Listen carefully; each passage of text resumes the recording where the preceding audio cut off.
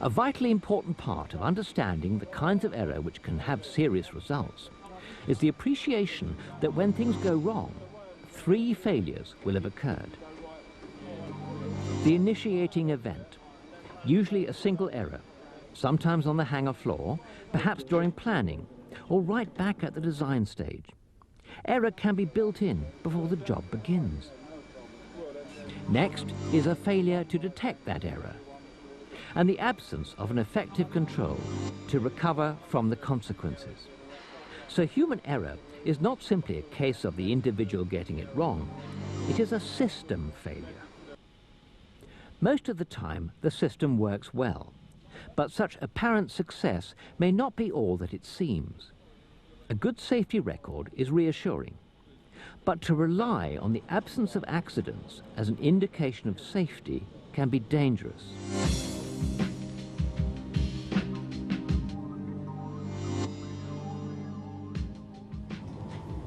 A cheese shop may seem to be an odd place to find out what happens when things go wrong. But this cheese has a lesson for us. Would you slice it up for me, please? Maybe 4 or 5 slices long ways? That's no problem. Thanks very much. All complex systems have many barriers, safeguards and defences to separate hazards from victims, from assets and from the environment. In an ideal world, each defence would look like this. It would be solid and intact. But in reality, each defence is like this. It has holes in. And the same is true for all the other defences. All the defences have holes in them.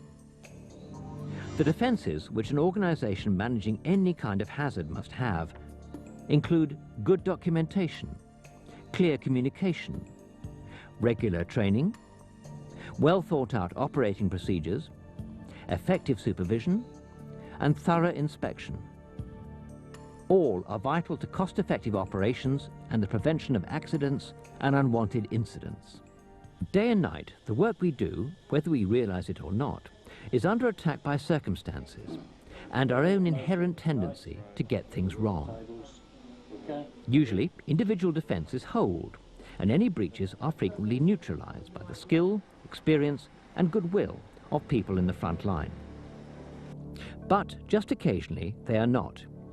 Even then, the error is usually neutralised by other layers of defence elsewhere in the system. But sometimes the worst does happen.